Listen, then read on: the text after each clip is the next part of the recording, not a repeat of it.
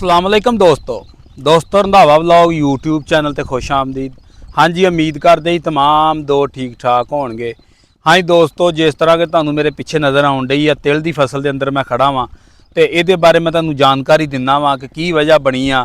जिस तरह हाईब्रिड मूंजी का प्रोग्राम वड़िया वा ते वड़ तिलों का भी गया वा, पल्ले इन्हां दे भी कोई शै नहीं रही।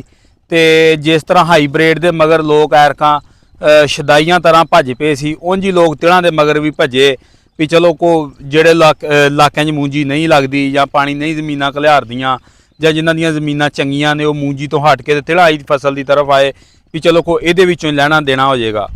तो जिस तरह रोना हाईब्रिड बी वाले रोन डे ने भी बी एक नंबर नहीं मिलया, तो मेरे हिसाब के नाल जिहड़ा तिलों का बी आ एक नंबर वो भी नहीं लब्भा। जिन्हों किसी नूं एक नंबर लब्भा वा उहदे बड़े सोहणे तिल वा, ते जिन्हों नहीं लब्भा वो बस इदां ही आ। जे जिहदे कोल उहने बी लिया वा, जे बी वाले नूं कहिंदा बी वाले आंदे आ जी इनू गर्मी पै गई आ, ते तुहानूं हकीकत दिखालदे आ जी कि गर्मी पई आ या बी दी दो नंबरी आ ते की वजह बनी आ।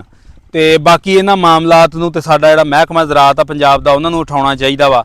ते जिहड़ा महकमा ज़राअत आ पंजाब दा, वो ते अल्लाह दी सपुर्द आ, कदी किते नज़र आया ही नहीं।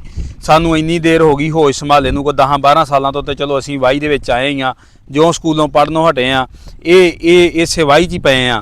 ते सानूं नहीं किते नज़र आया महकमा ज़राअत भी जिहड़ा आण के कोई जिमीदारां दी गलबात सुणदा जिहड़ा सरकारी आ। ते बाकी जी तुहानूं दिखालदे आ तिलां दी फसल और बी दे बारे तुहानूं दसदे आ। फैसला तुसीं आवाम ने खुद करना वा आया कि जिहड़ा गर्मी पई है तिलां नूं कि जां बी दो नंबर सी, ये फैसला असीं आवाम ते रखांगे। मैं तुहानूं दिखालदा वां जी ये तिलां दी फसल, तिलां दी फसल खड़ी आ, देखो तुसीं इस बूटे तो हिसाब ला लो जी।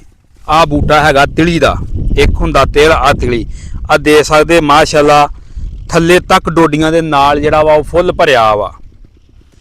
इस तो अगे आ जाओ, आ बूटा देखो, आ भी बूटा जिहड़ा वा बिल्कुल डोडियां दे नाल फुੱਲ भरिया वा और थल्लों तक दिखाल दिंदे आ कि ये बूटे दी जिहड़ी आ एक ही शाख आ और तिली दी यही निशानी आ कि जिहड़ी तिली हुंदी आ ओहदी एक ही निशानी जिहड़ी एक ही शाख हुंदी सीधी बिल्कुल सीधी जांदी आ।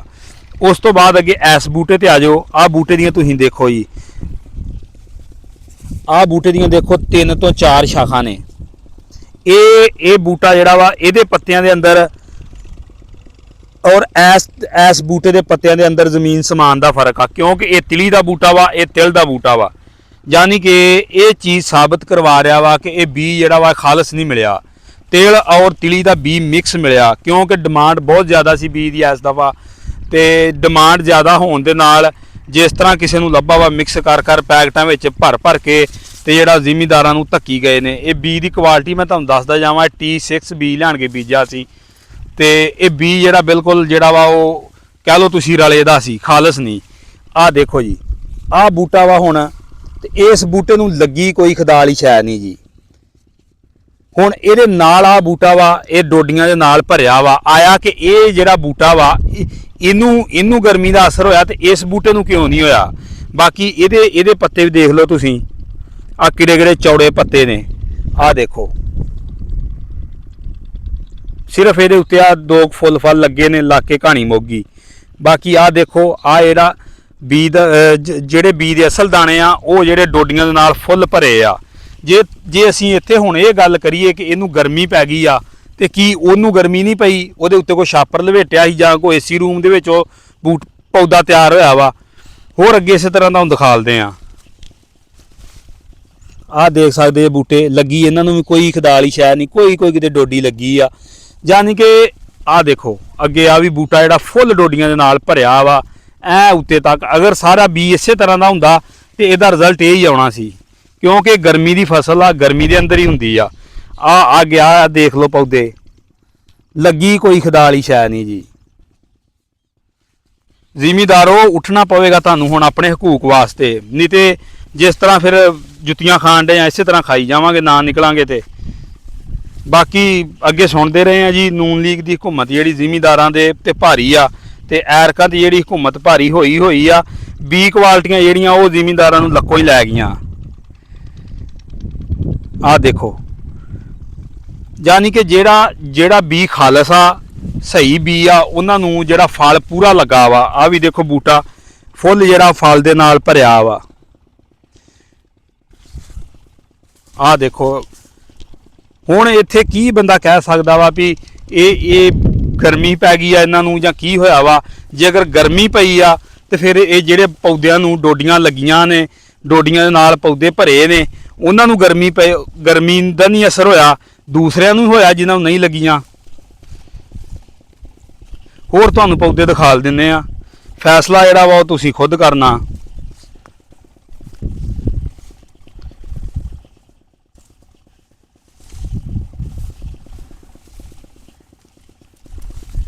ਬਾਕੀ ਜਿਸ ਤਰ੍ਹਾਂ ਹਾਈਬ੍ਰਿਡ ਮੂੰਜੀ ਵਾਲਿਆਂ ਦਾ ਕਰੋੜਾਂ ਦਾ ਨੁਕਸਾਨ ਹੋ ਗਿਆ ਜ਼ਿਮੀਂਦਾਰਾਂ ਦਾ, ਤੇ ਲੈ ਤਬਾਈ ਤਿਲੀ ਵਾਲਿਆਂ ਦੀ ਵੀ ਗਈ ਆ, ਪੱਲੇ ਖਦਾਲ ਹੀ ਸ਼ਾਇਦ ਇਹਨਾਂ ਦੇ ਵੀ ਕੱਖ ਨਹੀਂ ਰਹੀ। ਹੁਣ ਫਲ ਹੀ ਨਹੀਂ ਪੌਦੇ ਨੇ ਚੁੱਕਿਆ ਤੇ ਉਹਦੇ ਵਿੱਚ ਗਰਮੀ ਦਾ ਕੀ ਇਹਦੇ ਵਿੱਚ ਲੈਣਾ ਦੇਣਾ, ਕਿਉਂਕਿ ਇਹ ਤਾਂ ਫਸਲ ਹੀ ਗਰਮੀ ਦੀ ਹੈ ਨਾ।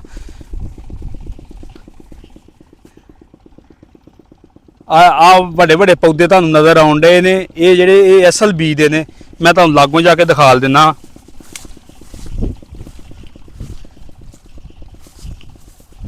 ਆਹ ਦੇਖੋ ਜੀ, ਆਹ ਪੌਦਾ ਚੈੱਕ ਕਰੋ,